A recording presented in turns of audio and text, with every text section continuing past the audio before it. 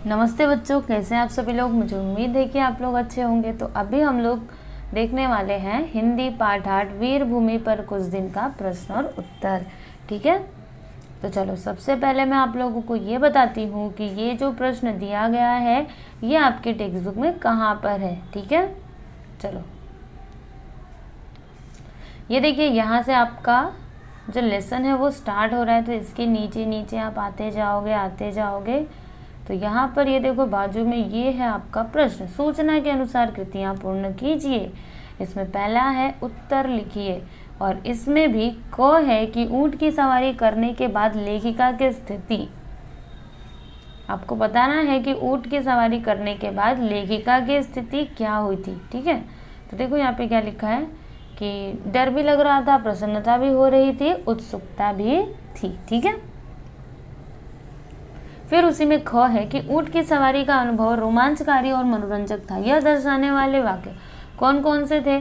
तो सभी की हृदय गति वैसे ही धड़क रही थी जैसी हमारी, क्योंकि इससे हमको पता चलता है कि जो ऊँट की सवारी का अनुभव था वो कैसा था, रोमांचकारी और मनोरंजक। फिर अगर आप नीचे आओगे ना तो दूसरा यहाँ पे प्रश्न है जोड़ियाँ मिलाइए। तो जोड़ियाँ मिलाना है आप लोगों को। चलो उत्तर बताती हूँ मैं। देखो मैंने यहाँ पे डायरेक्टली आंसर लिखा है, रेगिस्तान का जहाज। क्या लिखोगे बच्चों? ऊँट। मखमली गद्दे, रेत। और ग है रंग बिरंगे पोशाक, पर्यटक। पर्यटकों की मंजिल, सूर्यास्त। अगला यहाँ पे तीसरा है कि उसी में होगा तीसरा। देखो मैं आप लोगों को बता देती हूँ, ये देखो ये तीसरा है, ये देखो। ठीक है, समझ में आया? तो चलो इसका उत्तर बताती हूँ। पहले एक बार क्वेश्चन तो पढ़ें।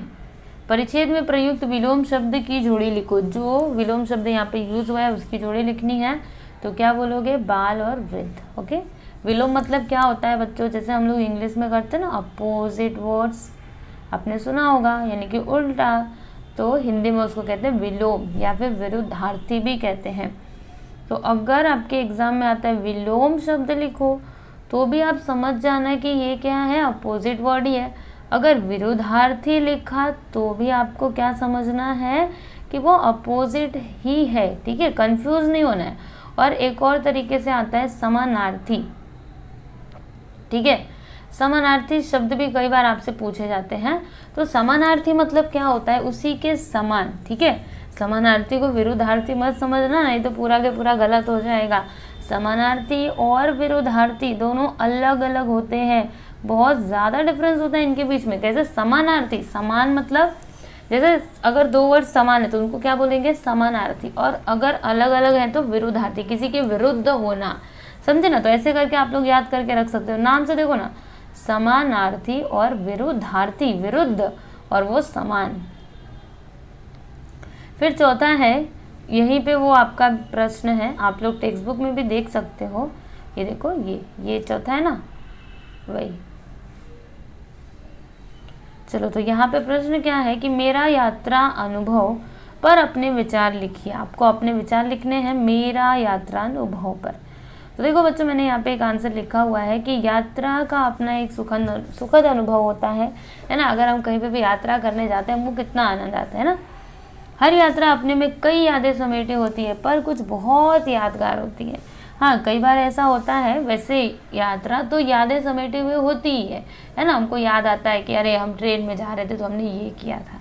ठीक है, लेकिन कभी कभी कुछ बहुत ज़्यादा, मतलब हमारे साथ कोई ऐसी घटना हो जाती है जिससे कि वो यात्रा हमको हमेशा के लिए याद रह जाता है। बराबर। पिछली गर्मियों की छुट्टी में मैं अपने परिवार के साथ नैनीताल घूमने गई थी। रास्ते के दोनों ओर घाटियों का मनमोहक दृश्य था। कहीं ये घाटियाँ अत्यंत सुंदर थी तो कहीं इनकी गहराई डरा देने वाली थी। पर्वतों पर पेड़ों की सुंदरता देखते ही बनती थी। नगर की सड़कें स्वच्छ थी। नैनीताल का नाम एक ताल के कारण पड़ा जो आज भी वहाँ पर स्थित है, जिसका नाम भी नैनीताल है। इसी ताल के एक किनारे पर नैना देवी का मंदिर है। इसके अलावा नैनीताल में कई स्थल हैं जो बेहद मनमोहक है। 3 दिन हम काफ़ी घूमे और अगले दिन घर के लिए रेल पकड़ी। नैनीताल की यह यात्रा मेरे लिए बहुत सुखद और यादगार रही। वहाँ की प्राकृतिक सुंदरता ने मेरा मन तो मोह लिया। अवसर मिलने पर मैं एक बार फिर से ऐसी सुखद यात्रा पर अवश्य जाना चाहूंगी।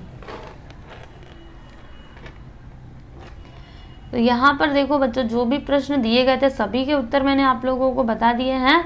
अब नीचे आएंगे ना, तो जब अब नीचे आएंगे तो यहाँ पे तो कोई प्रश्न नहीं है, ठीक है, इधर कोई प्रश्न नहीं, यहाँ से प्रश्न शुरू हो रहा है पाठ के आंगन में, ठीक है।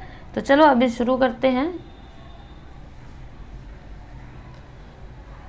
तो पहला यहाँ पे सूचना के अनुसार कृतियाँ पूर्ण करो। पहला एक क है संजाल, ये संजाल आपको पूर्ण करना है। क्या इसमें भारत के प्रसिद्ध दर्शनीय स्थल कौन कौन से हैं? उम्मेद भवन, मेहरानगढ़ किला, जसदंत थड़ा स्मारक, चित्तौड़गढ़, ठीक है। तो एक एक आप लिख देना, इसमें इसको लिख देना, इसमें इसको, इसमें इसको, इसमें इसको। नेक्स्ट है यहाँ पे संजाल पूर्ण कीजिए। ये जो संजाल दिया गया अगेन आपको इसे पूर्ण करना है। चित्तौड़गढ़ में रिक्त स्थान, ओके, रिक्त स्थान कौन कौन से थे? स्थित स्थान, सॉरी, और चित्तौड़गढ़ में स्थित स्थान कौन कौन से थे? तो मीरा मंदिर, जौहर कुंड, कुंभा महल और श्री महाराणा म्यूजियम। तो ये मैंने ऐसे करके लाइन क्यों खींचे हैं, मतलब आपको इन बॉक्स में फिल करना है, ओके, मतलब इन बॉक्सों में लिखना है। ये जो बॉक्सेस दिए गए ना, इनमें आप लोगों को एक एक को लिख देना है। अगला यहाँ प्रश्न है, दिए गए शब्दों के वर्णों का उपयोग करके 4-5 अर्थपूर्ण शब्द तैयार कीजिए। तो देखो बच्चों, अभी बताती हूँ मैं आप लोगों को, इधर आ जाइए। अभी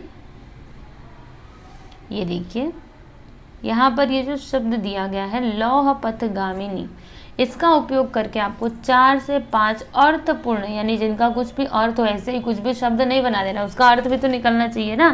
तो ऐसा आप लोगों को शब्द तैयार करना है। तो देखो मैंने यहाँ पे शब्द तैयार किया है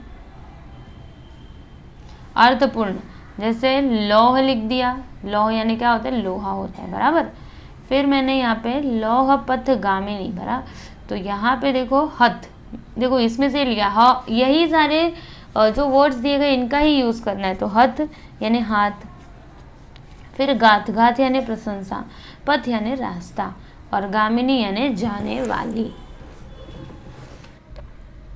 अगला यहाँ पे है उत्तर लिखिए। इसमें पहला क्या दिया है कि स्वयं पढ़े हुए यात्रा वर्णन। आपने अगर कोई यात्रा वर्णन पढ़ा है तो उसको आप लोग लिख सकते हो। देखो मैंने इसका आंसर भी दिया है। तो क्या है? स्थान हिमाचल प्रदेश, आयोजक विद्यालय, यात्रा कुल दिन 15, मौसम ग्रीष्म, प्रसिद्ध स्थल कुल्लू मनाली शिमला। ये तो 6 में हो गया। 6 में मैंने एक और यहाँ पे लिखा है, स्थान माथेरान, आयोजक मित्र, यात्रा कुल दिन 4, मौसम ग्रीष्म, प्रसिद्ध स्थल एको पॉइंट बाजार। ओके, तो ये इसका कंप्लीट आंसर है। ये देखो, चलो उसके बाद हम आगे बढ़ेंगे। तो चौथा यहाँ पे क्या है कि केवल एक शब्द में उत्तर लिखिए। अभी आप लोगों को बस एक शब्द में उत्तर लिखना है।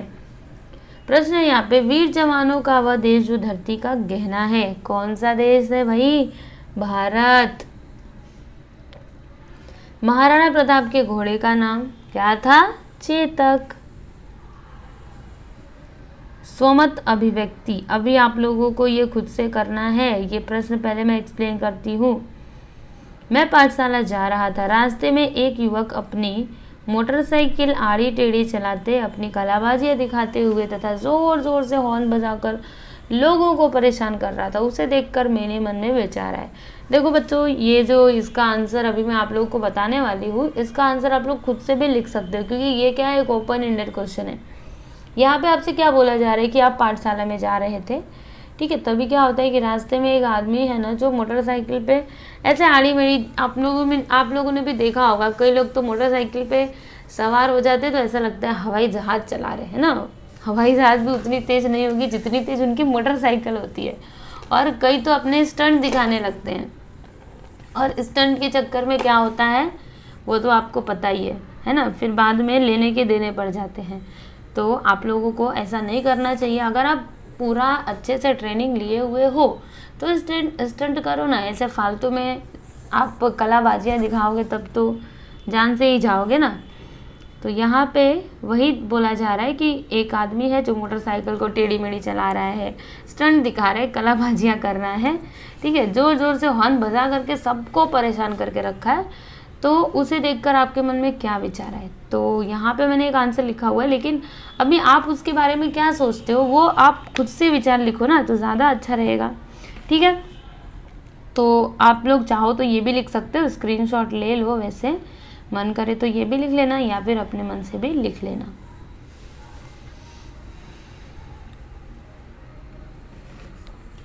चलो अभी आगे देखते हैं निबंध लेखन। इसमें क्या है कि हमारी सैर विषय पर निबंध लिखिए। अभी बच्चों ये एक विषय है हमारी सैर, इस पे आप लोगों को निबंध लिखना है, ठीक है। तो वैसे मैंने यहाँ पे ये एक निबंध लिखा हुआ है, आप लोग इसका स्क्रीनशॉट ले लीजिए, नोटबुक में लिखिए और पहले तो इसको पढ़िए, एकदम अच्छे से समझने का प्रयास करिए। वैसे समझ में आ जाएगा, ज़्यादा कुछ है नहीं, क्योंकि ये जो निबंध होता है ना बच्चों, देखो निबंध जो होता है ना, ये आप लोगों को अपने मन से लिखना होता है। कहीं से भी आपको रट्टू तोता के जैसा रट्टा नहीं मारना पड़ता, याद नहीं करना पड़ता, ठीक है। और एक बार अगर आप निबंध लिखना चालू कर देते हो ना, निबंध लिखना, तो आपके मन में ना अलग अलग विचार आते जाएंगे। मतलब आप लोगों को पेन रोकने की ज़रूरत नहीं पड़ेगी, है ना। बस आप स्टार्ट तो करो, है ना। पहले हम सोचते हैं कौन सा करें, क्योंकि 3-4 दिए रहते, 3 या फिर 2 रहते हैं कि इस पे आप लोगों को निबंध लिखना है। तो अभी आप कंफ्यूज रहते हो कि कौन सा सब्जेक्ट ले, कौन सा नहीं ले, इसी में आप थोड़ा टाइम अपना बेकार कर देते हो। तो तुरंत आप लोगों को डिसाइड करना चाहिए, एग्ज़ाम की बात कर रही हूँ, कि कौन सा मुझे निबंध लिखना है। और फिर आप ये मत सोचो कि क्या लिखूँ क्या नहीं लिखूँ, आप एटलीस्ट शुरुआत करो। शुरुआत करोगे तो आपके मन में ना विचार आते जाएंगे कि ये लिखना है, ये लिखना है, ये लिखना है, ये लिखना है, ठीक है। और मैं आप लोगों को बोलना चाहूँगी कि ये जो निबंध होता है ना, इसको आप लोग जब आपका पूरा पेपर ख़त्म हो जाता है, ठीक है, पूरा पेपर कंप्लीट हो जाता है, तब आप इसको लिखना स्टार्ट करो, ठीक है। इसको आप पेंडिंग में छोड़ दिया करो कि हम ना निबंध बाद में लिखेंगे। क्यों? क्योंकि निबंध की कोई सीमा नहीं होती, आप कितना भी लिख सकते हो, है ना। तो अगर आप सब कुछ कंप्लीट कर लिए रहोगे तो निबंध एकदम फ्री माइंड होकर के लिख सकते हो। मैं तो ऐसे ही करती थी।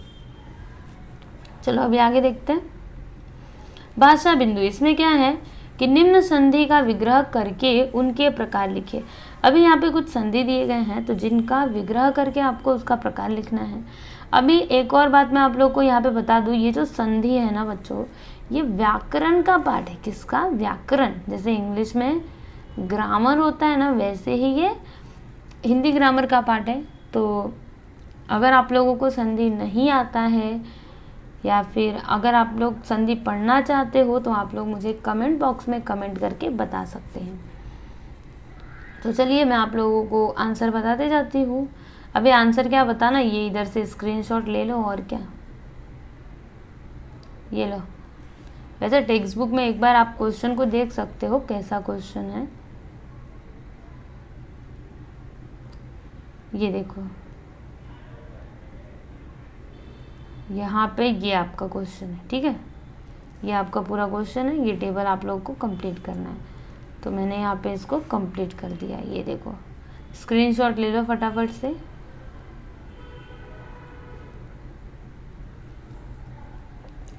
अभी रचना बोध में क्या है देखो, प्रस्तुत पाठ में वीरभूमि राजस्थान के जोधपुर, जैसलमेर, चित्तौड़गढ़ आदि विविध स्थानों के साथ ही वहाँ की कला संस्कृति का सजीव वर्णन किया गया है। ठीक है बच्चों, तो यहाँ पे हमने ये जो आपका लेसन था वीरभूमि पर कुछ दिन, इसका प्रश्न और उत्तर समाप्त कर लिया है। और मैं ऐसा उम्मीद करती हूँ कि आप लोगों को ये वीडियो अच्छा लगा होगा। ओके स्टूडेंट्स, तो अगर आपको ये वीडियो अच्छा लगा है तो आप प्लीज़ हमारे वीडियो को लाइक कर देना, ओके, और अपने दोस्तों को भी शेयर कर देना। Thank you.